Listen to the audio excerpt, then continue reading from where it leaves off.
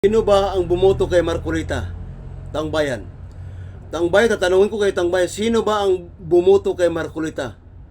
Kung kaya sa ngayon naging senador. Sino ang bumoto sa kanya? Chinese ba? Chinese people ba o Filipino people? Yan ang katanungan ko, Tangbayan. Chinese people ba ang bumoto kay Marcolita para maging senador siya? O Filipino people para maging senador siya? Sino taong bayan ang bumoto kay Rodante Marcolita para maging senador siya? Ang bumoto taong bayan kay Marcolita ay Filipino people. Mamamayang Pilipino ang bumoto sa kanya, kaya siya ngayon naging senador. Ngunit, dapat ang ipagtatanggol ni Marcolita, dapat ang Pilipinas. Hindi dapat ang China. Hindi dapat taong bayan ang China ay ipagtatanggol ni Marcolita. Dapat ang Pilipinas dapat ang kanyang ipagtatanggol. Kasi Pilipino ang nagboto sa kanya, ang Pilipino ang nagluklok sa kanya, kaya sana ngayon naging senador. Kahit anong mangyari, dapat Pilipinas ang ipaglalaban mo. Dapat Pilipinas ang ipagtatanggol mo. At dapat magsalita ka na mahal mo ang Pilipinas. Hindi yung puro China, China, China. Pakinggan nyo itong bayan, itong ipapakita ko sa inyong video. Talagang yung ini-explain ko tang bayan, ini-explain niya.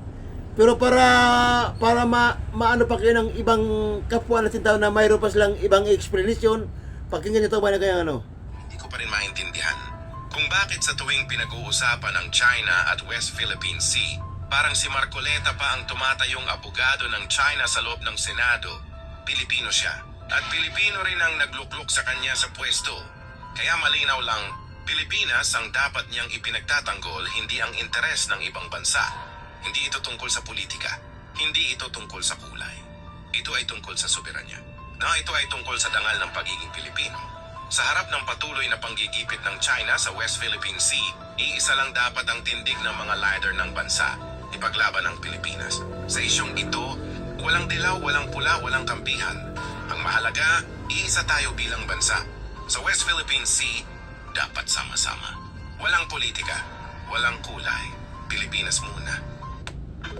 Oh, yan tang bayan, ha? Yan tang bayan dapat ganun. Tama. Oh, ito.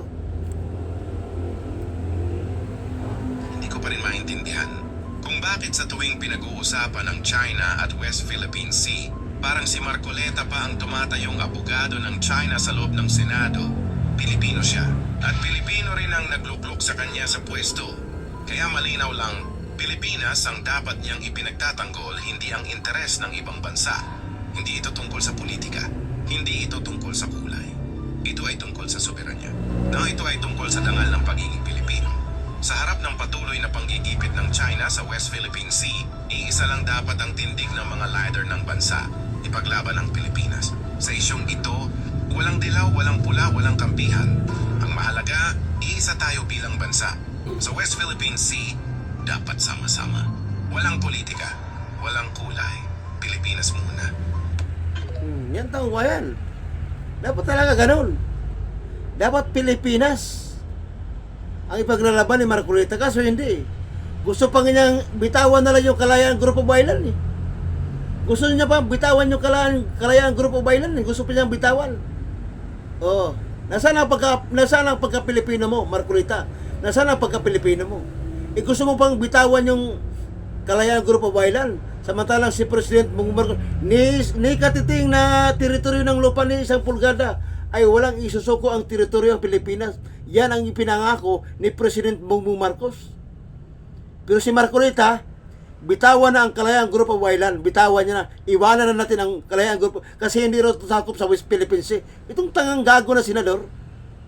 Yan, tang bayan. Yan ang sinasabi ni Marcolita, di ba? Yung tanga. Yung tangang senador. Pilipino ang bumoto sa iyo, hindi ang China.